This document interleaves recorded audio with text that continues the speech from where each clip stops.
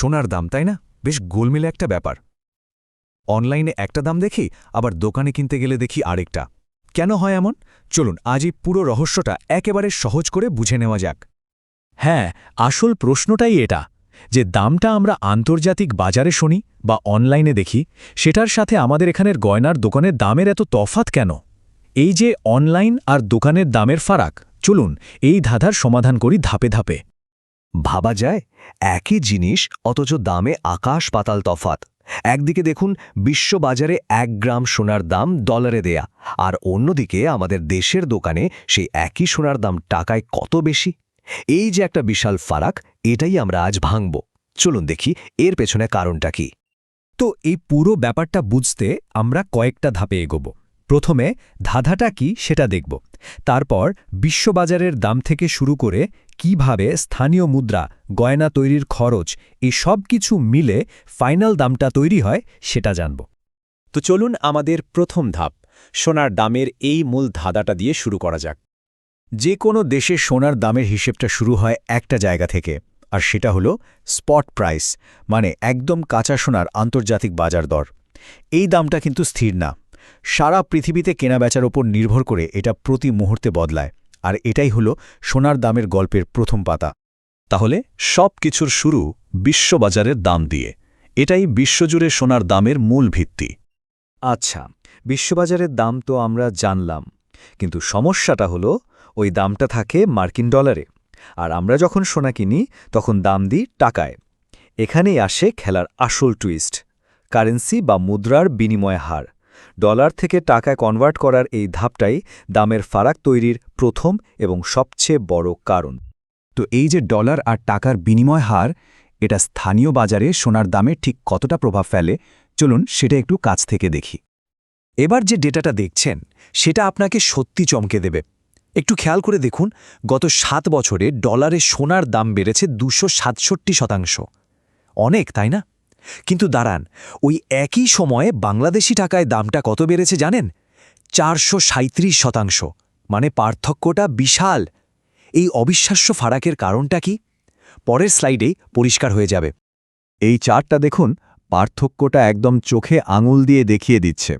এর পেছনের সহজ কারণটা হল ডলারের বিপরীতে টাকার মানের অবমূল্যায়ন, মানে আমাদের টাকার জোর কমে গেছে। ফলে বিশ্ববাজারে সোনার দাম যতটুকু বেড়েছে, আমাদের দেশে সেই দামের ধাক্কাটা লেগেছে অনেক অনেক বেশি জোরে।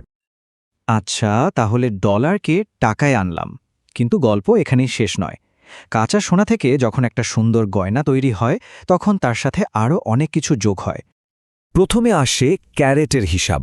ক্যারেট মানে হলো সোনা কতটা খাঁটি। যেমন 24 ক্যারেট মানে একদম 99.9% পিওর গোল্ড।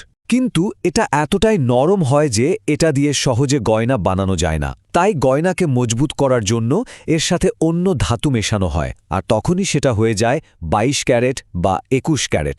আমাদের দেশে 22 ক্যারেটের গয়নাই সবচেয়ে বেশি চলে।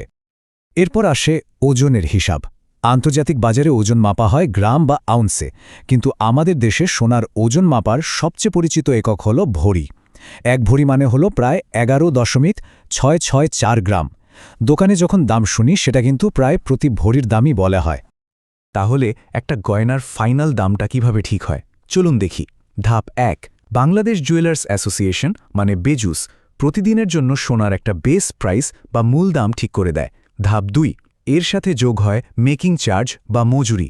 গয়নার ডিজাইন যত জটিল, মজুরি তত বেশি। এটা সাধারণত প্রতি ভরিতে 3,500 টাকা থেকে শুরু হয়। ধাপ 3, এরপর মোট দামের ওপর যোগ হয় 5% ভ্যাট। এই সব কিছু মিলেই হয় গয়নার ফাইনাল ট্যাগ প্রাইস। তো আমরা দামের অঙ্কটা তো বুঝলাম, কিন্তু একটা সম্পদ হিসেবে সোনার দামের গতিপথটা আসলে কেমন, চলুন সেটাই দেখি। এই টাইমলাইনটা দেখুন, এখানে কয়েক বছরের ডেটা দেওয়া আছে। হ্যাঁ, ছোটখাটো ওঠানামা তো থাকেই, কিন্তু লম্বা সময় দেখলে গ্রাফটা কিন্তু ওপরের দিকেই যাচ্ছে। 2019 থেকে 2026 পর্যন্ত দামের বৃদ্ধিটা দেখুন। এটা পরিষ্কার বুঝিয়ে দেয় যে সোনার দাম আসলে স্থির কোনো জিনিস নয়, এটা সবসময়ই গতিশীল। তাহলে বুঝতেই পারছেন, একটা গয়নার দামের ট্যাগের পেছনে আসলে শুধু ধাতুর দামটা নেই। এর পেছনে লুকিয়ে আছে বিশ্ববাজারের ওঠানামা, আমাদের টাকার জোর আর একজন কারিগরের নিখুঁত দক্ষতার এক দারুণ গল্প।